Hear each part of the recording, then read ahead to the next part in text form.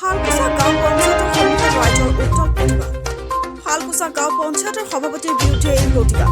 শালকুচা গাঁও পঞ্চায়তৰ সভাপতিৰ দুৰ্নীতি নচলিব, চৰকাৰী গৃহৰ নামত দুৰ্নীতি বন্ধ কৰক। সভাপতি শ্ৰীকান্ত সূত্ৰধৰ হাই হাই আদি বিভিন্ন শ্লোগানেৰে সাব্যস্ত কৰে এই প্ৰতিবাদ।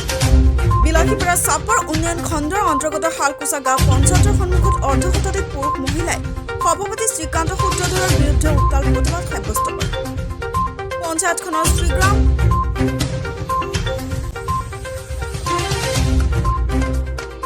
সদস্য মই শ্ৰীগ্ৰাম দ্বিতীয় খণ্ডৰ সদস্য ৰাইজৰ লগত মই জড়িত হৈ আছোঁ। মই বিজেপিৰ পৰা জিকি আহিছোঁ।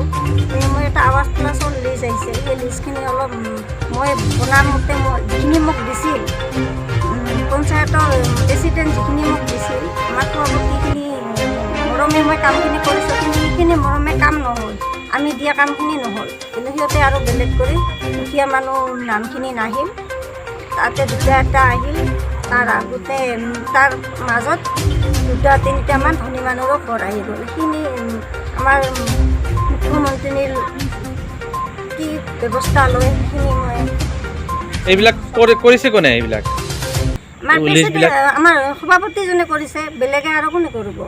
আপুনি যিখিনি লিষ্ট দিছিলে অহা নাই, লিষ্টখন অহা নাই? আপোনাৰ নাম লিষ্টখন আহিছে, কম আহিছে, মানে দুটা তিনিটা দুখীয়া মানুহ আছে, আৰু তাতে আৰু ভাল ঘৰ থকা ঘৰৰ মানুহখিনিও আহিছে। সেইখিনি আমি পিছত দিব পাৰিম, কিন্তু আগত আমি দুখীয়া ঘৰখিনিহে দিব লাগে, কিন্তু সেইখিনি কাম নহয়। এতিয়া এই ক্ষেত্ৰত চৰকাৰক কি জনাব? সেইখিনি আমাৰ মুখ্যমন্ত্ৰী মহোদয়ে আমাৰ ৰাইজৰ তৰফৰ পৰা যদি অলপ ভাল কৰি দিয়ে ভাল হয়। আৰু ভেমেজালিটো কোনে কৰিলে? মেইন ভেমেজালিটো আমাৰ প্ৰেচিডেণ্টে কৰিছে, বেলেগে আৰু কোনে কৰিলে?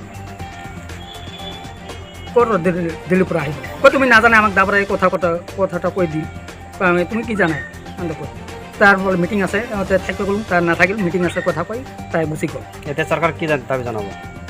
আমাক চৰকাৰে দাবী যাব লাগে, আমাক দুখীয়া মানুহ আগত পাব লাগে, তাৰপাছতে ধনী গিলেও পাব লাগে, আমাৰ এইবিলাক ক'ব লাগে।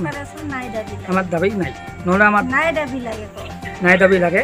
আৰু এইটো আমাৰ যদি আমি দুখীয়া মানুহ আগত নাপায় তাহলে ঘৰটো বন্ধই থাকক, আমাৰ দ্বিতীয় খণ্ড ঘৰত বন্ধই থকা ভাল হ'ব, কাহো নাপাওঁ, ক'ব লগা নাই।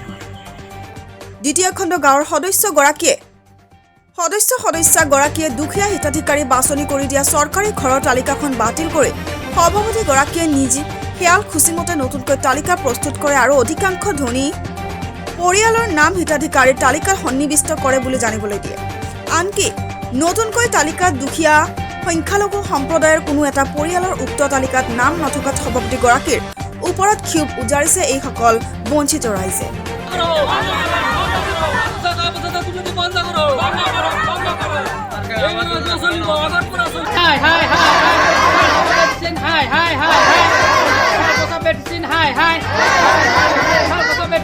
Hi.